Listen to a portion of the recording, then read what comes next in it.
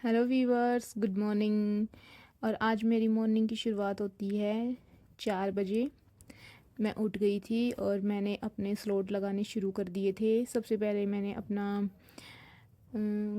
Grammar है उसका revision शुरू किया। मैं मोस्टली ग्रामर का ही अपना रिवीजन शुरू करती हूँ, फिर टेस्ट लगाती हूँ। आई होप कि आप सब भी अच्छे होंगे और अपनी पढ़ाई बहुत अच्छे तरीके से कर रहे होंगे। देखो, यही है कि जब हम पढ़ाई करते हैं ना, तो बहुत सारे ऑब्स्टेकल हमारी लाइफ में आते हैं। और बहुत बार ऐसा होता है कि मतलब जैसे अभी पेपर है वो डिले हो गया है, DSSB का। पता नहीं कब होगा कब नहीं। तो बिल्कुल ऐसे डीमोटिवेशन आ गया है कि मतलब क्या करे क्या ना करे। पर यही टाइम है कि इस टाइम पे ही हमारे पास ये है कि या तो हम ये सोच लें कि हमारे पास जो एक और अपॉर्चुनिटी हमें मिल गई है जिससे कि हम अपनी तैयारी को और ज़्यादा बेस्ट बना सकते हैं, या फिर हम ये सोच लें कि ओहो पेपर तो पता नहीं कब है कब नहीं है, और इससे हम डीमोटिवेट हो जाएं। बट डीमोटिवेशन से तो कुछ होगा नहीं। बस हमें अपने माइंड में एक ही बात को हमेशा रखना है कि अगर हमने फॉर्म भरा है ना, तो पेपर 100% होना ही है। और जब भी होएगा ना, तो हम उसके लिए 100% रेडी हैं या नहीं, बस उस पर फोकस करना है। जैसे मेरी मैथ वीक है, तो अब मैंने क्या डिसाइड किया है कि मेरे को अपनी मैथ को, अपनी डेली जो क्लास मेरी हो भी गई हैं उनको अगेन एंड अगेन देखना है। क्योंकि मैं टेस्ट लगा रही थी, तो बहुत बार वो क्वेश्चन जो मैंने बिल्कुल पक्के किए हुए हैं वो टॉपिक, वो भी दोबारा से मतलब वो उतना अच्छे से नहीं हो पाते। और कई बार इतना कन्फ्यूज़न हो जाता है कि वो मैं सोल्व ही नहीं कर पाती।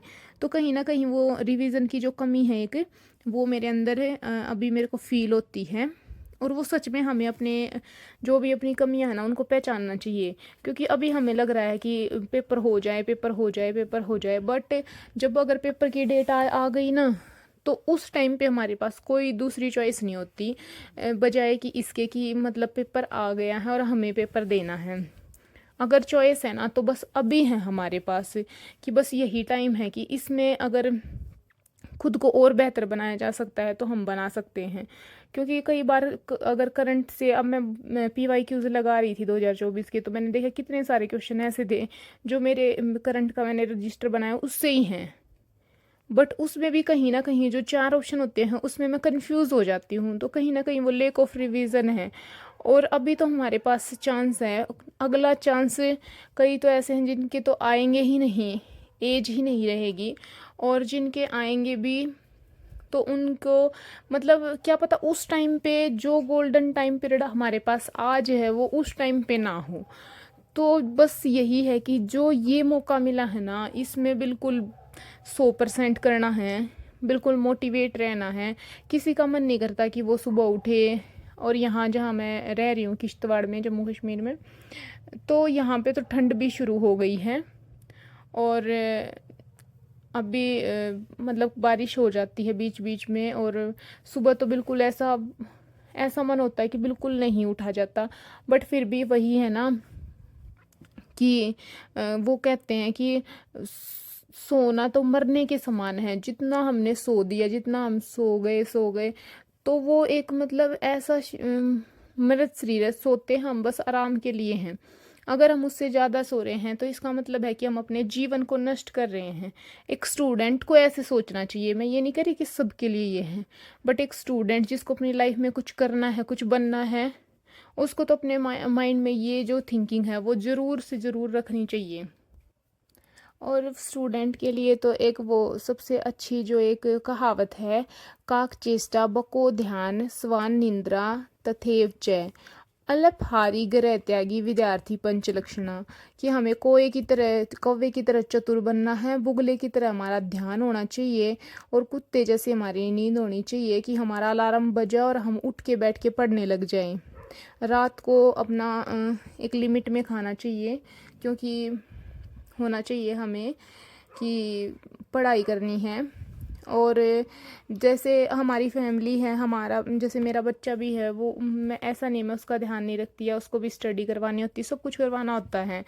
तो गृह त्याग का मतलब ये नहीं कि हम घर को छोड़ दें। गृह त्याग का मतलब है कि हमें सब चीज़ों के साथ अपने आप को भी टाइम मैनेज करना है, मतलब दूसरी चीज़ों से ध्यान हटाकर खुद के टाइम को ऐसे मैनेज करना है ताकि हम बच्चे के पे भी अटेंशन दे पाएँ, खुद पे भी।